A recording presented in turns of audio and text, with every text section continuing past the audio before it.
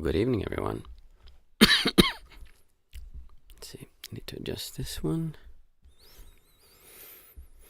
How's everyone doing today?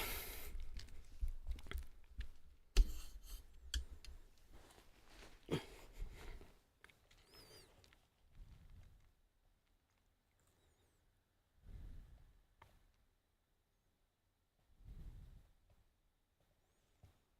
we go.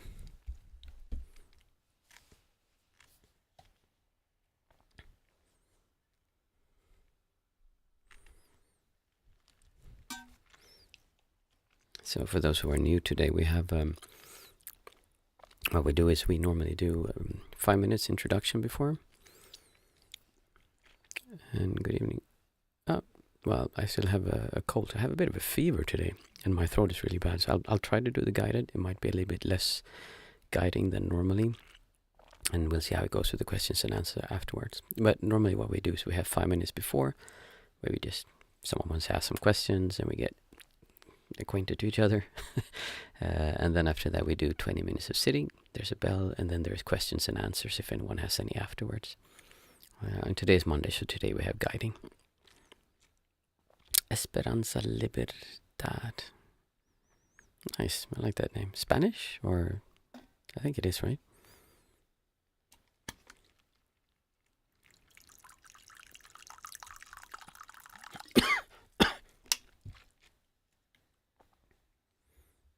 Hey, SKH, nice to see you.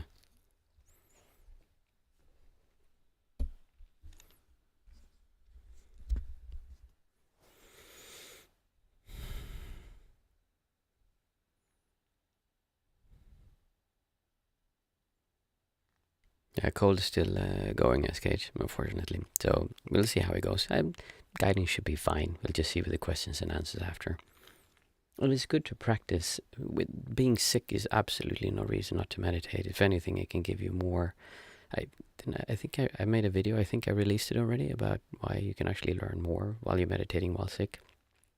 Because you can see this feeling like, oh, poor me, I want people to feel bad for me, or there this, like, I have quite a big headache now because of the slight fever I have, and then I go, yeah, I just, no, that's like, I can feel kind of how the mind wants to go there and push it away. But if you don't, then it's just sensations, kind of, it's just difficult sensations of the body trying to make you feel better. But what we tend to do is we have those difficult sensations, and then we add all this other distortion or tension towards the feeling that you're feeling.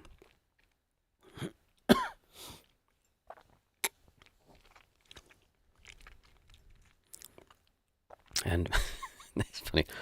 I'm itching all over my hair. I think it's because the air is so dry, but we just checked, and we thought, oh, maybe the kids have brought home lice from daycare. And if you don't have kids, when they go to daycare, it's like a common thing. It just goes through everyone, and you have lice. Oh, I'm hoping we don't have to have lice on top of that. But kids are a miracle if you want to experience illness and small sickness. Oh my goodness. Like, they're so small, they haven't built up their tolerance yet. They don't know how to defeat like all the small diseases, so they just bring everything home. It's just the first few years, hopefully.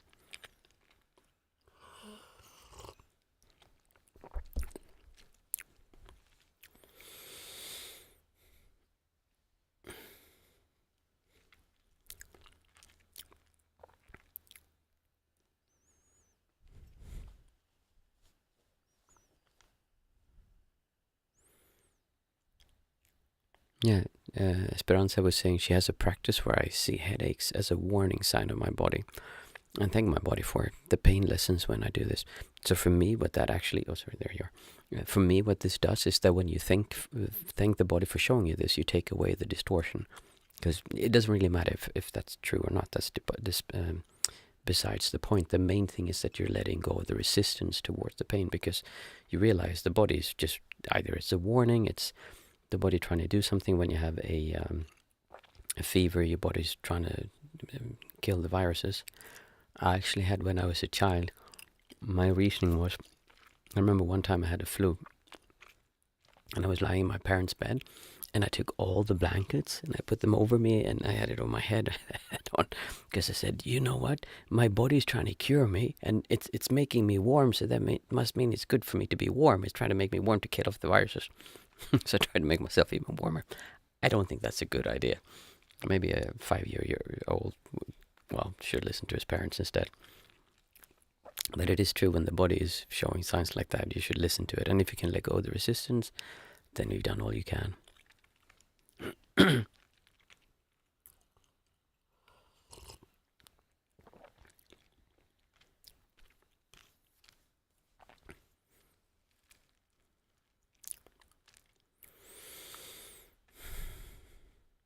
Nice.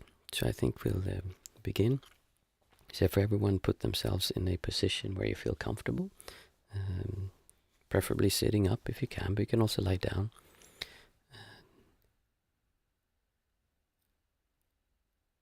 That's another comment. So just sit up, lie down, whatever you feel comfortable doing. You can also keep your eyes open or closed. Both work.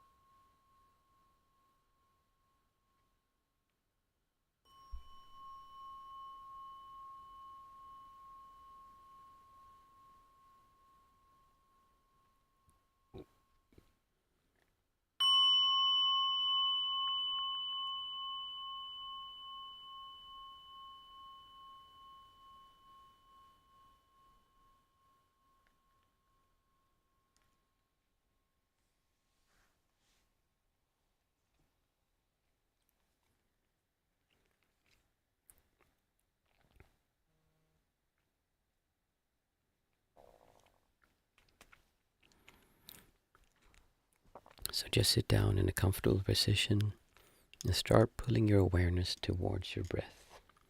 Start observing your breath as it goes into your body and as it goes out of your body. In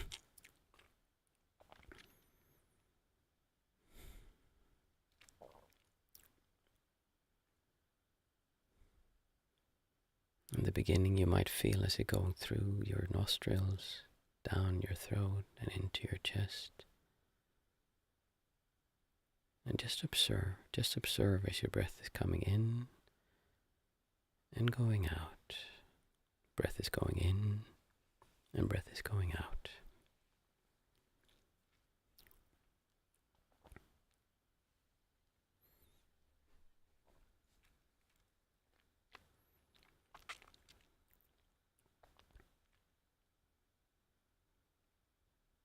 And together we're going to count our breath.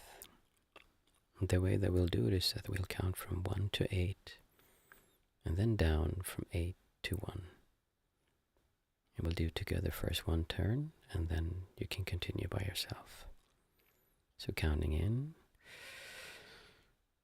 and breathing out. 1. Breathing in and breathing out. 2. Breathing in and breathing out. 3. Breathing in and breathing out. 4. Breathing in, breathing out.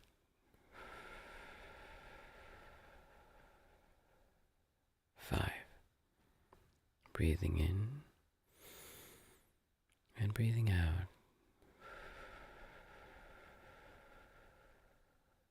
6. Breathing in and breathing out.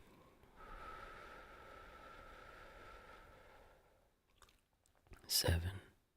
Breathing in and breathing out. 8. Breathing in and breathing out. 7. Breathing in and breathing out. 6. Breathing in and breathing out. 5. Breathing in and breathing out. 4. Breathing in and breathing out. 3. Breathing in and breathing out. 2. Breathing in and breathing out. 1. And then continue by yourself, going from 1 to 8, and then down from 8 to 1.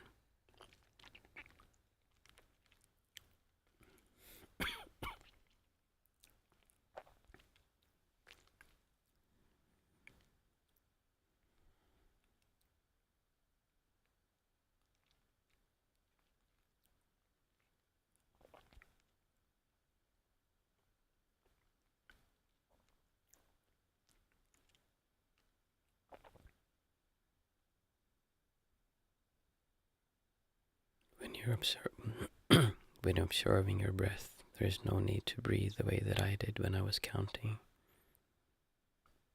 Instead, the easiest way to do it is simply to breathe through your nose. And just observe your breath as it goes in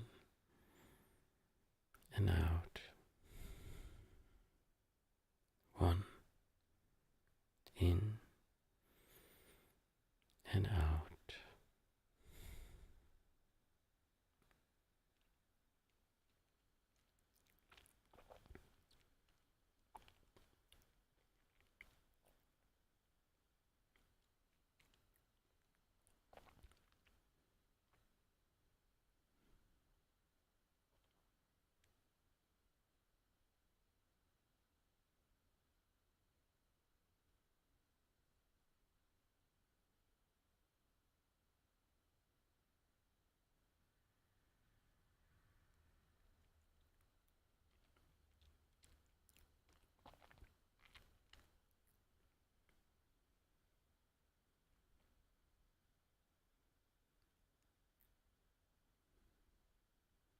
The way that you become good at this kind of meditation is not that you're able to do from 1 to 8 and then down from 8 to 1 the most amount of times.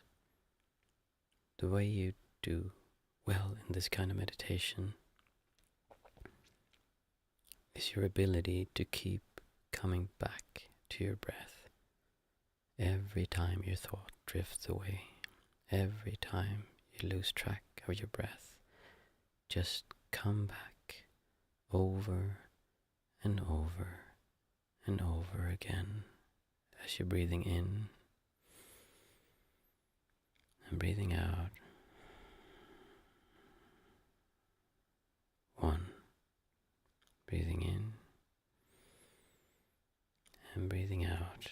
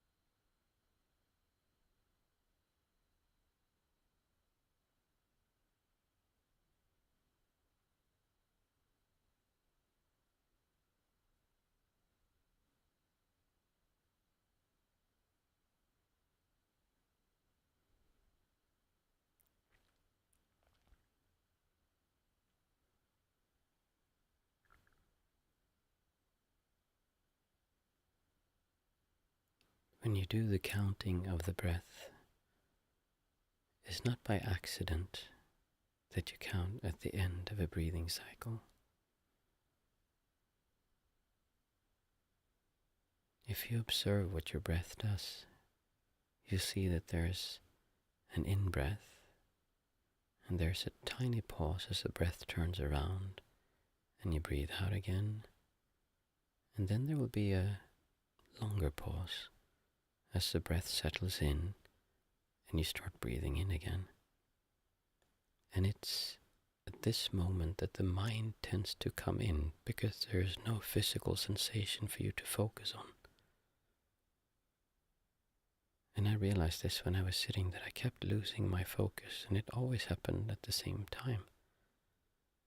So to counteract this, that's why when we do the counting, we do it counting in breath and breathing out. 1, in breath, and out breath.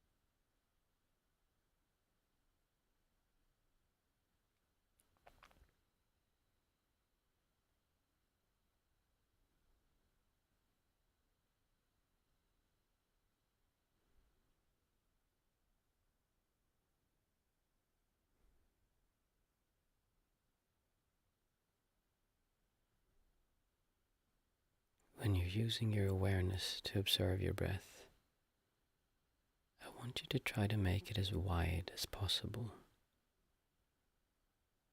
We're not trying to have one small sharp pain of focus. Instead, we want to be aware of as much as possible of your body. So it's more a sensation of breath coming in than actually feeling the breath hitting the back of your throat in that particular point, even though you can do that if you would like to. But the way that I would like you to move towards is making your attention wider, more encompassing, so you can feel what is going on inside of all of your body as you're breathing in and out. 1, in and out.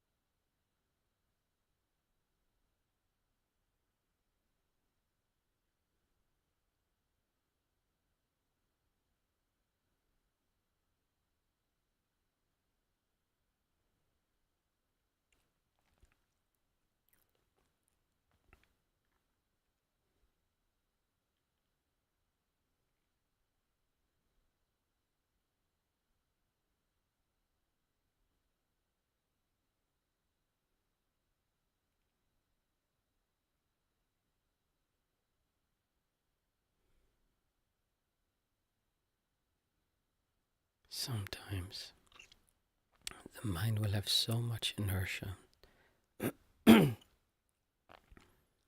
when you sit down, it simply does not want to slow down, and it just keeps on running. What happened earlier today? What do I need to do after this? What do I need to do tomorrow? What happened yesterday? What about this thing? What about that thing? And all the doubts and worries you may have. But what I would like you to try is to ask yourself that the next 20 minutes when we're sitting down here, would it be okay if you just left that? Would the world be able to go on without you for just 20 minutes as you're sitting down and only have one single task to do, which is to observe your breath as it's going in and going out. One, in and out.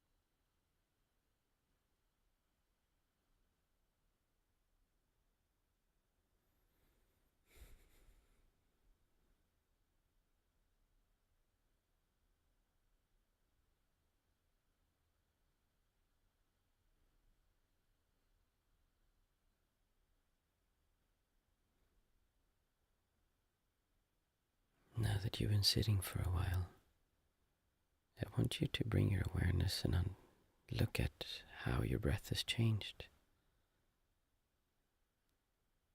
compared to when you started. Is your breath slower? Is it faster? Is it more shallow? Or how is it behaving?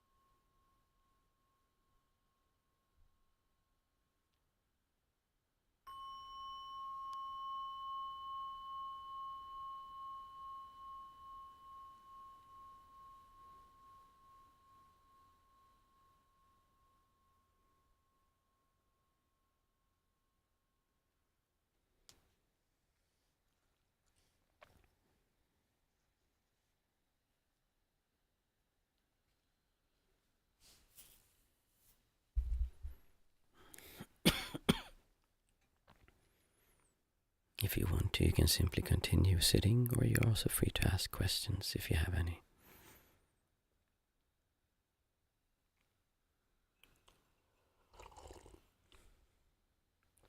Hey, Stephen.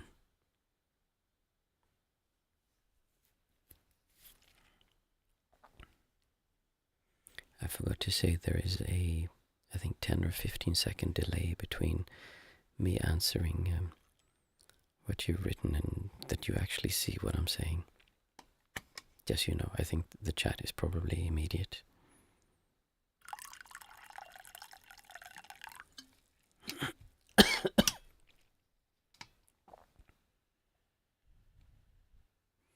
Thank you much. Yes, I am feeling better. Still fever, but it's perfectly fine.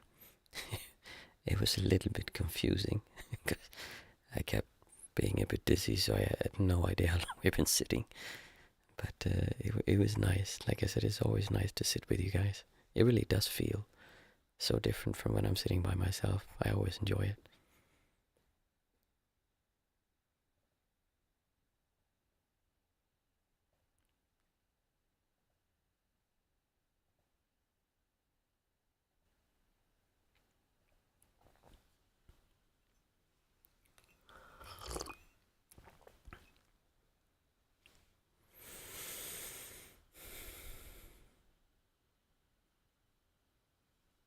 How's your meditation been going, Mats? I see Stephen has a question also.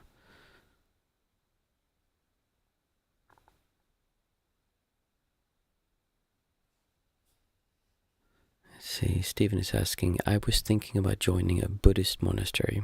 I feel like spending time purely on meditation will help me overcome a lot of my ego. Do you think this is a good idea?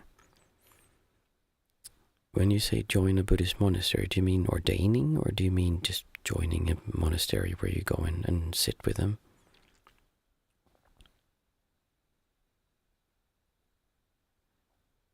Thank you, Esperanza. And I agree.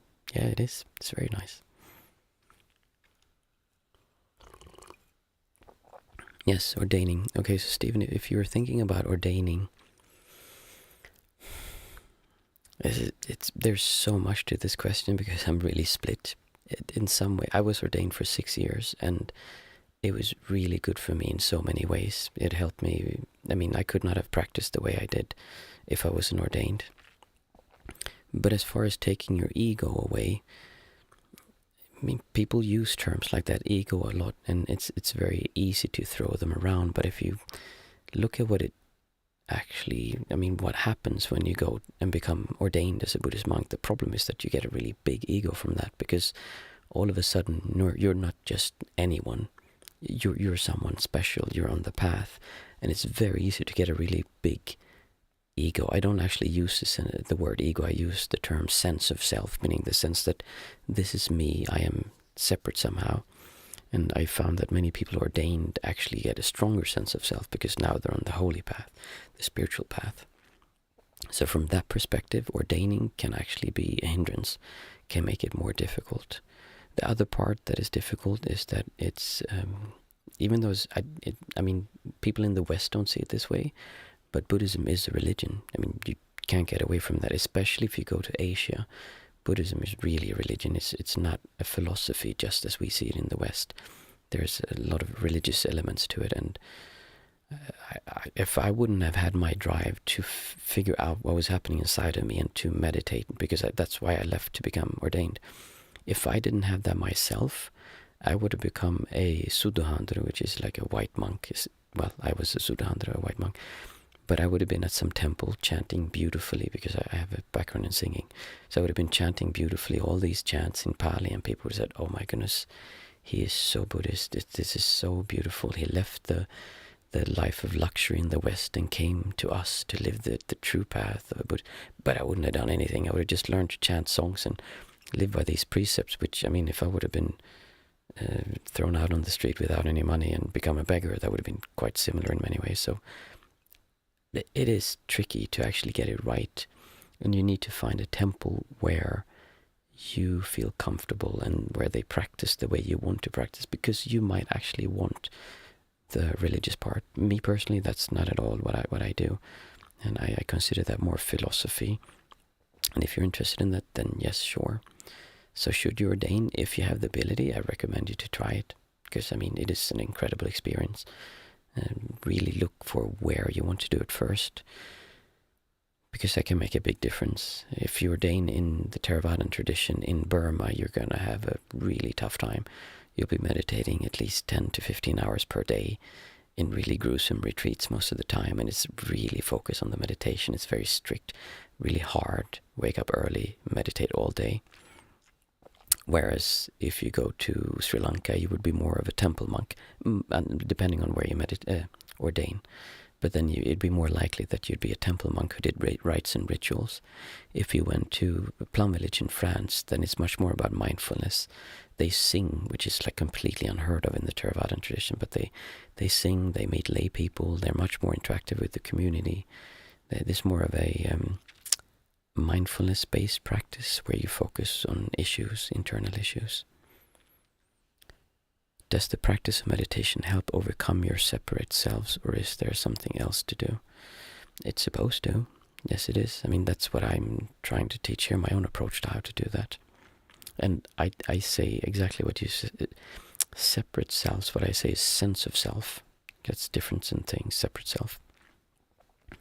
So I'm going to see what Mats said here. I'm struggling a little bit at the moment, to be honest. Missed yesterday because I was on a date that went a little longer than expected. I'll try to bounce back from it though. Well, if you're on a date that was a little bit longer than expected, I think that sounds like a good thing. I hope it was, at least. I don't know, but hopefully it was. And it's exactly like I said, it's so easy to be attached to it. I should do this long, and now, oh man, I had 15 days. Now I start over from one again. Completely rubbish and completely nonsense. It has nothing to do with it. You just missed one day. And if you would have really wanted to do what I believe is the best thing, then you would have set half a minute or 1 minute, just so you feel like you haven't broken it. Because imagine if yesterday, when you missed that day, if you actually set for 1 minute or half a minute, then even though you didn't do a real meditation, you did meditate, and it would feel different today when you're getting back again. So I would not worried about it at all. It's not at all like you've failed. This is completely normal, and it's good it happens now instead of later, because then at 100 days you might feel like, oh, I'm just going to give up because I just missed my 100-day streak now. So I may as well just stop meditating. So just get back on it again, Mats. That's perfectly fine, and I hope your date was fine as well. Stephen, I think I answered that with overcome your separate selves. These are, I think I talked about this last time, about how people throw around things like that. I want to stop feeling like a separate self. But if you start changing these things that you feel inside, that can be really scary. When you stop feeling separate, like you're no longer so strong, that can be a really scary process, even though it sounds really nice, because it's not really that you join into something bigger, meaning that you're this small thing and now you become this bigger thing. And then you haven't overcome the self, then you're just changing it. If you really want to overcome the sense of self, then you actually become less, if that makes sense, meaning because you feel really, this is me, and then you loosen that up and you don't feel so strongly, this is me. Everything is. There's no reason to have to change anything about it, or for it to be a certain way. Or as an example, if I would have sat here and done this meditation just in the beginning when I was ordained as a monk, I would have been much more, oh, it needs to be correct. I need to hold this image of me being a certain way. It needs to be correct, and I want it to be perfect. And, oh, did I miss my counting? I actually think I missed the counting when I counted up from 1 to 8 and down from 8 to 1. And I would have said, oh, I'm sorry, I missed it. Or I would have said something where now it's like it doesn't matter. The sense of self is so weak that I don't feel like I need to protect that by making up excuses or explaining myself every time I do something wrong. Or do you see what I mean? So the sense of self, losing that, is not always a comfortable experience. And Mats again, in a sense, it's a lot like, Mats is saying, in a sense, it's a lot like the practice itself, right? Getting distracted and going back to the breath is a bit like getting distracted and going back to the meditation itself. I don't know if that makes sense. I really like that. I mean, that is actually true. I haven't. I think I'll have to make a video about that, because that's a great analogy. The way you build. So focus, when we're doing here, is we're coming back to the breath, right? And the reason we're doing that is not just because you're supposed to do that. No, there is a reason.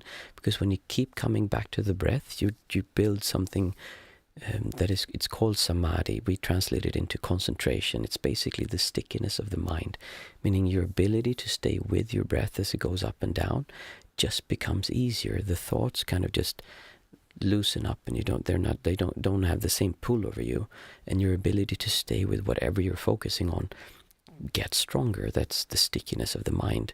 That's why we keep coming back, because that's how you make that happen.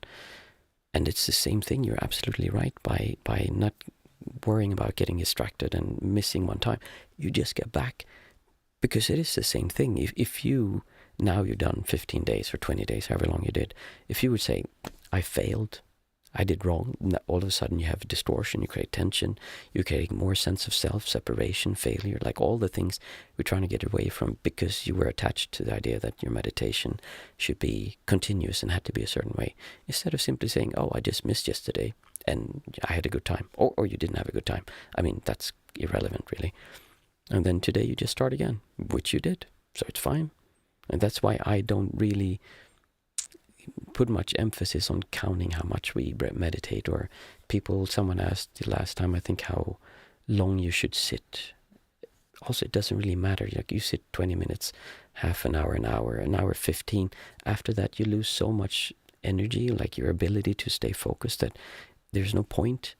And people do sit for 4 hours. There's something called the hell meditation, burning agony, because it really hurts so much if you sit for 4 hours. But why? Like, why would you do that? I mean, it's nice to observe pain, but then you've just built a stronger sense of, like, this is me and I'm fighting.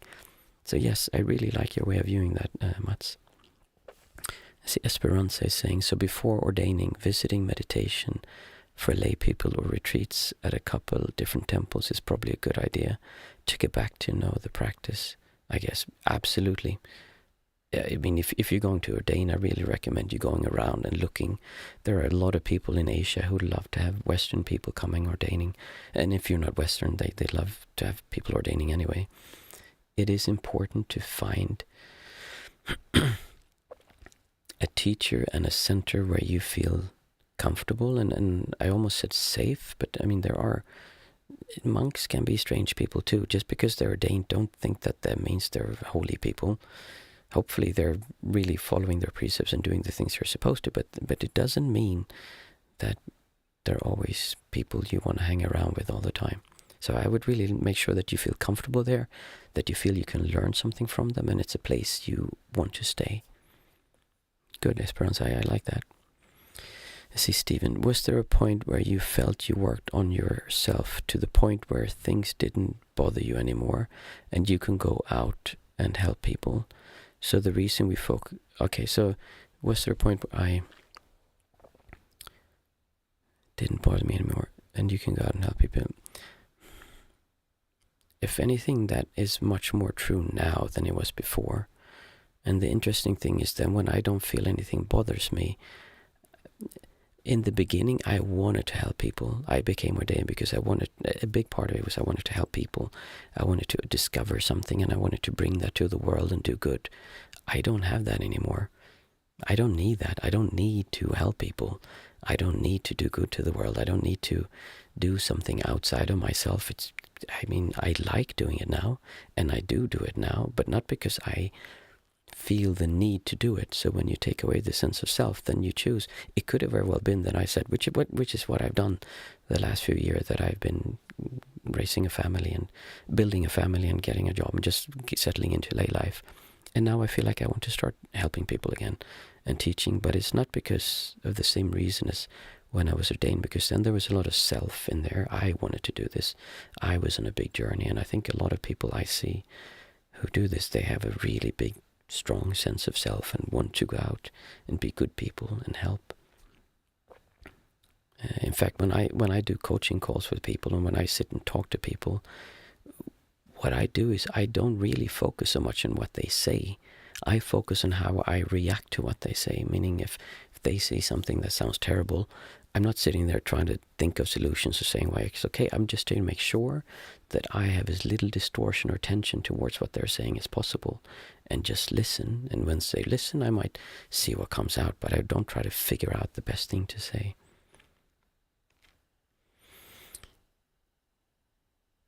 Let's see, so the reason we focus on the breath is awareness. Is awareness the thing that helps you with your sense of self?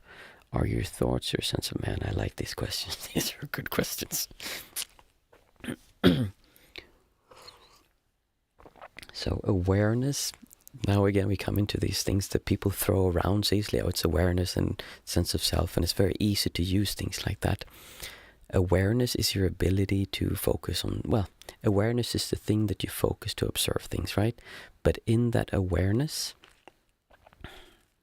where you place it, you need to to make it simple, yes, you need to work with your awareness, or more precisely, your focus. What we're trying to do here, what I'm trying to help you do, even though I haven't talked so much about it yet, is to sharpen your senses. So it's the idea, if you want to go out and cut down a tree, if you go out with an axe that is really dull and you start banging on that tree with the backside of the axe, not much is going to happen. I mean, you're going to split some bark away, but not much is going to happen, because you need the sharp edge of the axe to really cut down the tree. And that's what we're trying to do here. We're trying to just get familiar and comfortable with feeling what's happening inside. And the reason I'm trying to make you widen your awareness is because I don't want you to gain just concentration meditation where you can calm down and as soon as you stop it just goes away. No, I want you to be able to bring this awareness with you off the cushion. So when you get off and you stop meditating, I want you to actually, we haven't done this yet, but I'll do that later. I want you to practice feeling. You're sitting now and you feel aware, you have the breath, you calm. And then I want you to just, get ready to move, but don't move, and just feel. So you relax, and then you get up and you stand up, and you just stand with your eyes closed, and you try to keep that sense of, I'm aware of my whole body, just feeling me moving, and I can feel the tension, I can feel the thoughts, and you try to move out of your meditation, out of your sitting meditation into daily life with this awareness. That's what we're trying to do.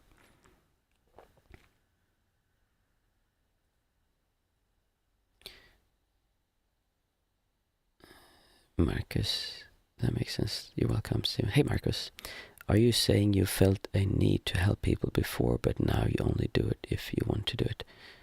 Kind of, yeah. Before I felt a need to do it. In other words, there was a feeling of comfortableness.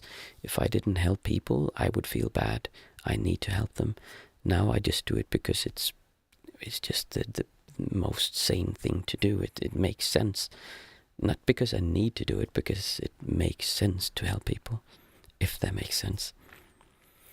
Stephen again, let's see. How do you make sure there is little distortion coming from you? Do you go back to your breath?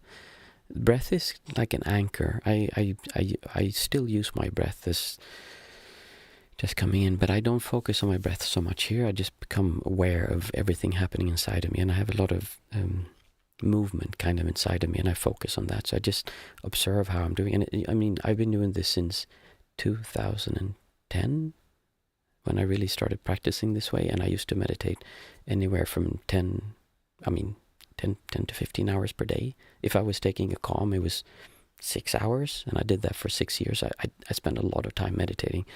This just becomes second nature. It's not as complicated as it sounds once you start understanding it. Esperanza, my name is actually Tim, and I am from Germany, trying to make these streams weekly now. Good questions and nice community. I'm thinking about ordaining. Oh, nice. And I agree, Esperanza. This, like, sitting and chatting with you guys is one of the highlights of my week. I really enjoy it. And it's easier to sit as a group. See, Ashivera Krishnaswamy. I'm sorry if I don't pronounce your name correctly. Therapist here. What you said resonates so deeply that you do not focus on what your coaching client says, but your response and presence. Yes, it really is incredible. I've sat with hundreds of, maybe not thousands, but hundreds of people that came to me with problems. And when I was a monk, people just automatically, randomly in the streets would walk up to me and start talking to me, because people have that kind of idea about monks, that we're there to help them. And I always listened to people, and I always saw that when I try to help them, I never talked Buddhist stuff. I never tried to give some kind of special advice or like, no, I would just be there. And it's incredible how much it does to calm people down when you can just be there and really listen to them, because most people don't listen. They sit in a conversation and they're waiting, okay, I'm going to say this. And you can see they're kind of just waiting for their chance to jump in and say, you should do this. And this is, I've heard this is actually a good technique to, no, if you're just there and just let them talk. And then eventually, once they've emptied out, then you can talk if you want to. You can say small things, but the best you can do for someone else is not to give them advice. But maybe sometimes it is if you know something, but really just being there and making sure that you're okay with what they're saying. Because we have all these reactions. You hear something. I remember talking to people who had been in war and actually killed people, and they had so much guilt, so much shame. And it would be very easy for me to say, oh yes, this will mean this and that will mean that. And if I would have been really Buddhist, I would have said, your karma now is screwed for the rest of your next 10. I mean, that would not help. Instead, just listen and make sure you don't have any distortion and see what comes up.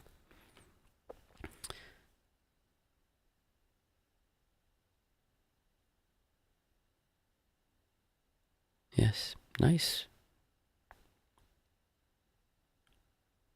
Ashiwera Krishan Swami. I am so sorry, I need to read that with my glasses closer. He is saying a really nice thing. He's saying, I am seeing and learning how people are naturally resilient and don't need fixing and need compassionate witness and present. I agree very much with that. Esperanza has another, there is a nice book about conscious listening and speaking by Thich Nhat Hanh. Beautiful book, yes. Thich Nhat Hanh, I mentioned that before, Plum Village. I spent my summers there. He talks a lot about the inner child and giving space. They do a lot of symbolism. I'm not too into that, but for a lot of people that can be really helpful, meaning they put a symbol, so when they feel suffering, they say it's your inner child wanting to come out and express themselves because they've been pushed down, so they give a form onto that. And that can help a lot of people. There can be some downsides to that approach also. It is.